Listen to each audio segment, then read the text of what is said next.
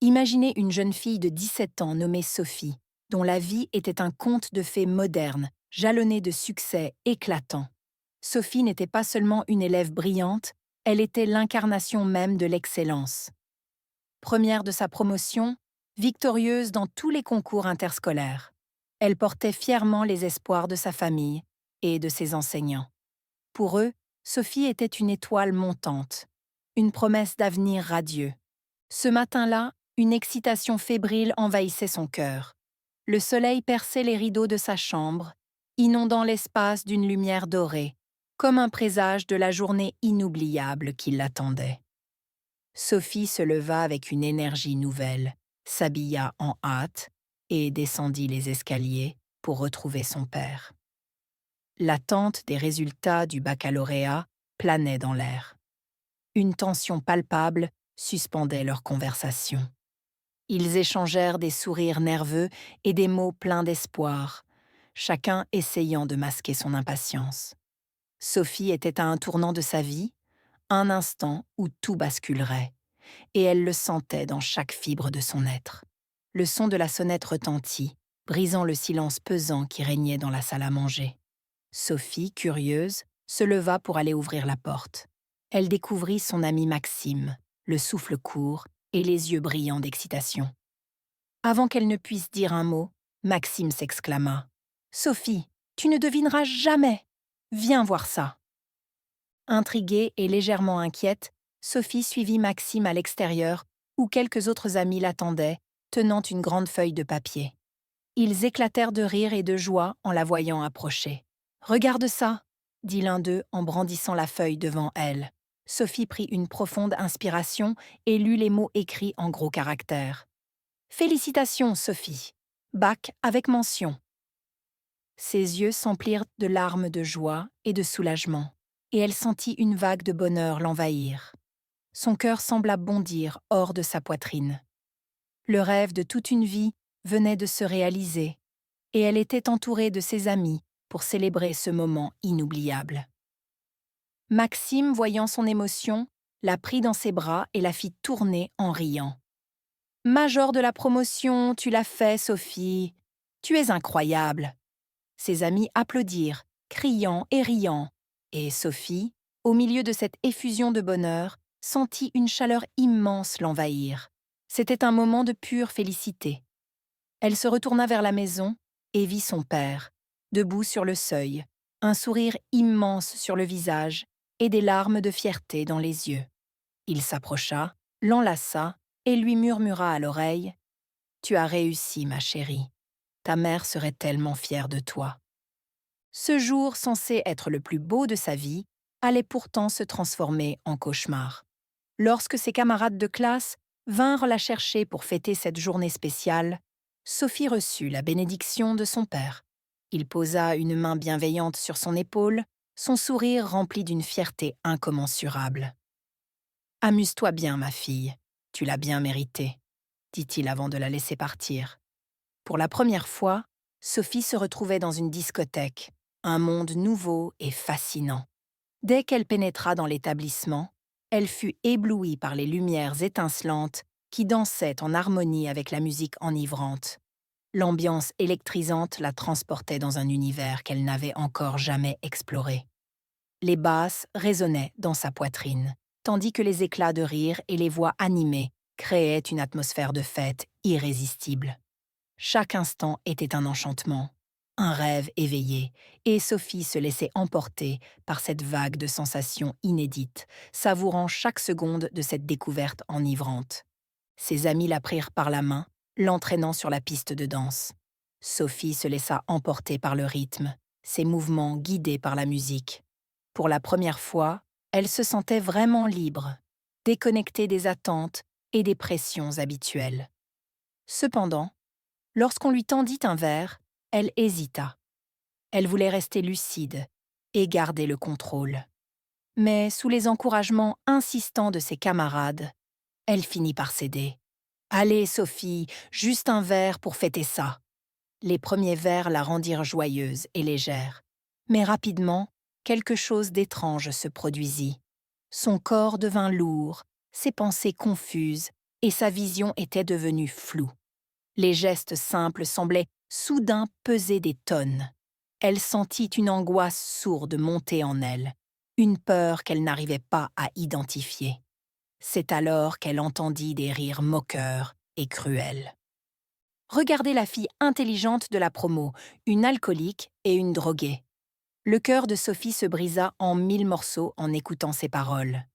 Sophie n'arrivait plus à se contrôler. Elle n'avait qu'un seul désir, appeler son père et rentrer chez elle. Mais son portable était introuvable. Elle demandait de l'aide à ses amis, mais ses paroles et ses phrases étaient incompréhensibles. Ses amis étaient indifférents. La salle semblait tourner autour d'elle, les voix se transformaient en murmures distordus. Elle sentit une piqûre au bout de son coude, et l'obscurité s'empara d'elle. Dans cette nuit sans fin, Sophie fut emmenée dans un véhicule. Elle entendait des murmures d'inconnus pendant le trajet, et l'odeur âcre de la cigarette emplissait l'air. Elle se sentait en danger, son âme hurlait de terreur, et son corps était totalement paralysé, ne pouvant exercer plus aucun mouvement. Sa vie était désormais entre les mains de ces inconnus. Le lendemain, elle se réveilla dans une cabane, les mains et les pieds attachés à un lit. La peur l'envahit. Elle essaya de crier de toutes ses forces pour appeler à l'aide, mais son cri fut à peine audible. Ses cordes vocales étaient asséchées et elle ressentait des picotements dans la gorge. Elle mourait de soif. La force la quittait. Elle n'était qu'une ombre d'elle-même. Elle entrevit une silhouette en capuche qui s'avança près d'elle, debout à côté du lit sur lequel elle était attachée. Le seul mot qui sortit de sa bouche fut « Aidez-moi » avant de sombrer à nouveau dans un vertige.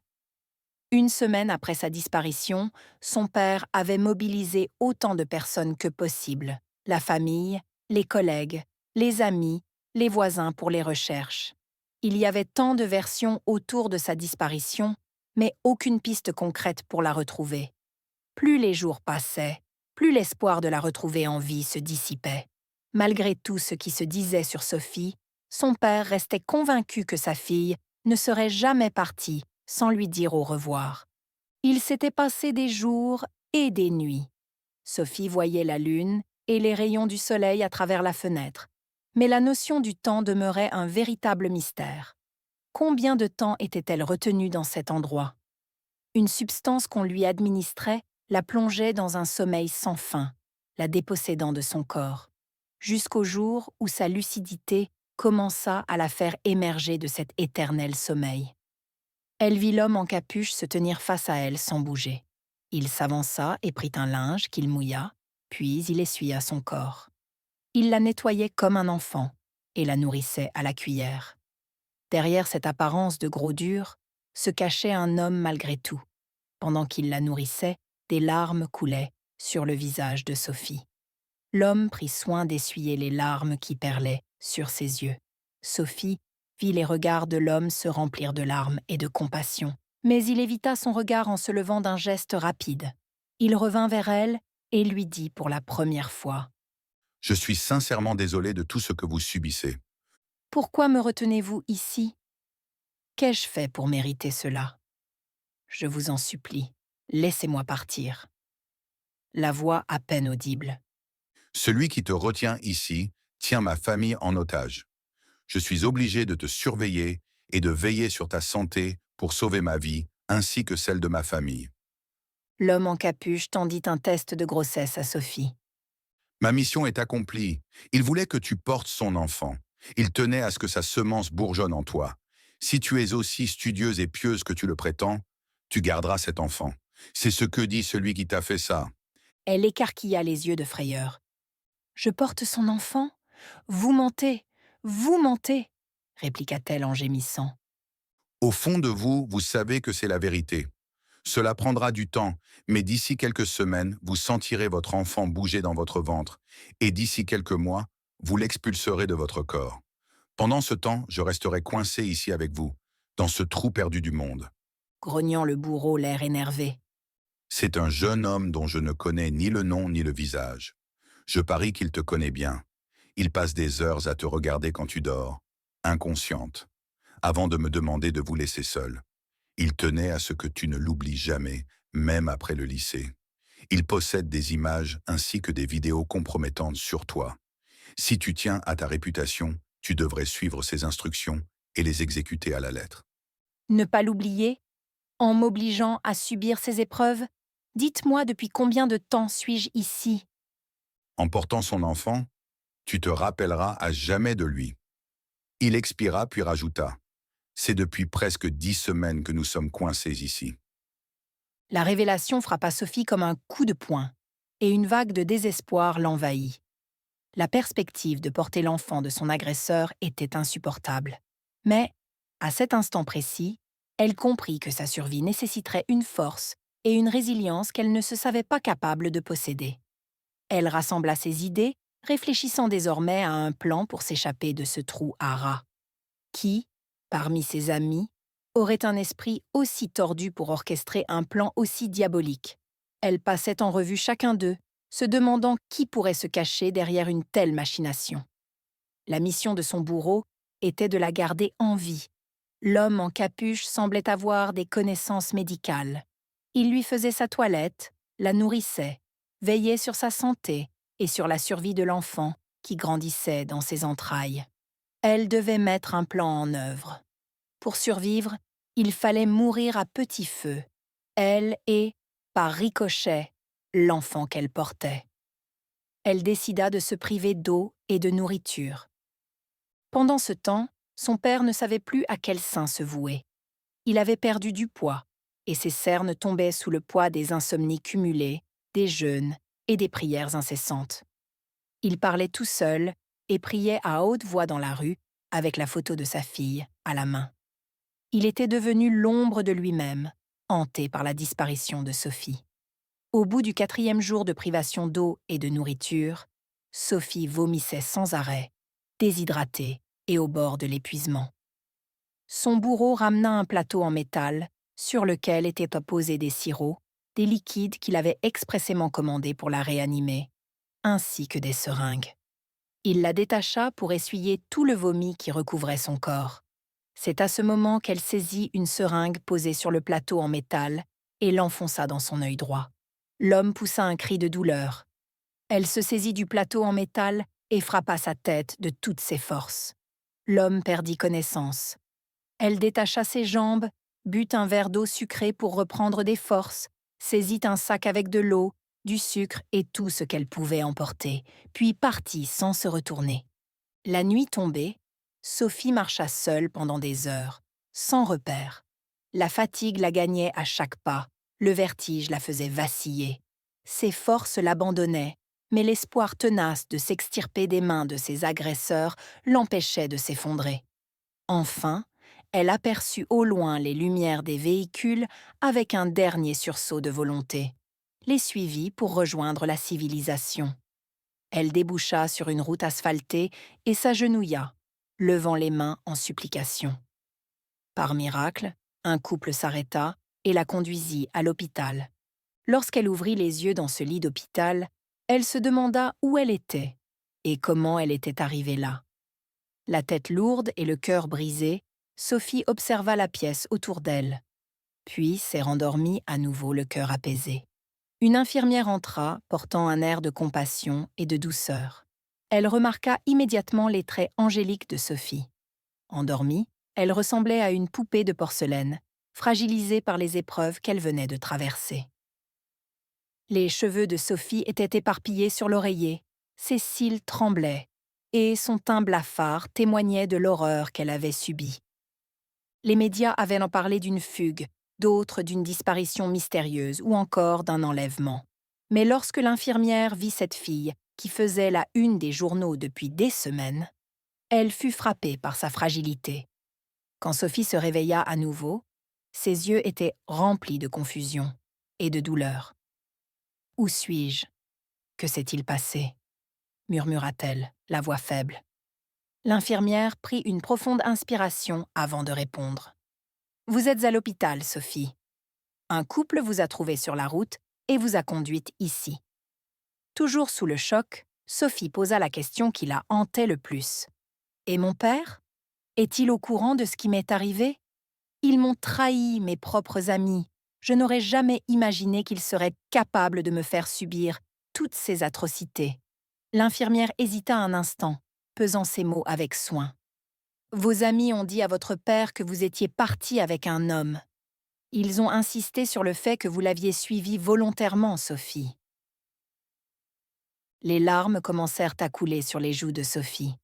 Ce sont mes amis, ou l'un parmi eux qui m'ont fait subir ces horreurs. L'homme qui me surveillait me l'a confirmé. Pourquoi? Pourquoi? Je les ai toujours aidés et soutenus. Que leur ai-je fait pour mériter ça? L'infirmière secoua la tête, incapable de trouver des réponses. Vous vous rappelez du nom de l'homme qui vous a emmené? Sophie resta silencieuse et dit posément « Je ne me rappelle plus rien » après être piquée à la main. L'homme à la capuche m'a clairement dit que c'est l'un de mes amis. L'infirmière prit ses 2 mains dans les siennes avant d'ajouter avec un ton de compassion. La méchanceté et la jalousie peuvent pousser les gens à faire des choses horribles, dit-elle doucement. Sophie, accablée par la honte et l'abus, exprima son désir de ne plus vivre. Je préférerais mourir que de vivre avec cette honte. Comment pourrais-je surmonter cela? L'infirmière, la voix tremblante mais pleine de compassion, répondit. Vous êtes forte, Sophie. Ce que vous avez vécu ne définit pas qui vous êtes. Vous avez le pouvoir de transformer cette douleur en quelque chose de positif. Mais au fond d'elle-même, Sophie ressentait une amertume croissante.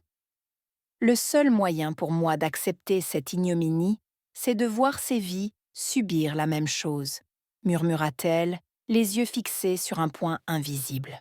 L'infirmière sentit un frisson lui parcourir l'échine, consciente que la route vers la guérison serait longue et ardue pour Sophie. Après un moment de silence, Sophie regarda l'infirmière avec une détermination nouvelle. « Il y a peut-être une façon de retrouver celui qui m'a fait ça. Pouvez-vous faire un test ADN sur le fœtus? Nous pourrions comparer les résultats avec ceux de mes camarades. Cela permettrait d'identifier et d'arrêter celui qui a commis cet acte. » L'infirmière, surprise par la lucidité et le courage de Sophie, hocha la tête. « Je vais en parler aux médecins et à la police. C'est une bonne idée, Sophie. » Peu après, le père de Sophie arriva à l'hôpital. Son visage était marqué par l'inquiétude et la fatigue, mais ses yeux s'illuminèrent en voyant sa fille éveillée. Il s'assit près de son lit, prenant sa main dans la sienne. « Ma fille, tu es enfin réveillée. Je savais et croyais que je te retrouverais en vie. » Sophie, avec des larmes aux yeux, raconta à son père tout ce qui lui était arrivé. Elle lui expliqua comment certains de ses camarades étaient derrière son enlèvement et la trahison qu'elle avait subie. Son père écoutait, le cœur serré, serrant davantage la main de Sophie à chaque mot. « Nous allons faire tout ce qui est en notre pouvoir pour trouver les coupables, » dit-il avec une détermination farouche. « Je te promets, Sophie, nous obtiendrons justice. » Merci d'avoir écouté cette histoire. Avant de passer à la prochaine, j'aimerais que nous réfléchissions ensemble. Comment réparer cette brèche pour rebâtir une nouvelle vie sur les ruines laissées par la douleur, le viol, la honte et la trahison? Chers amis, je vous invite à regarder autour de vous et vous verrez tant des vies brisées qui nécessitent votre attention, votre soutien et vos prières. N'hésitez pas à tendre la main à toutes ces personnes. Soyons des réparateurs de brèches, des bâtisseurs de vies brisées.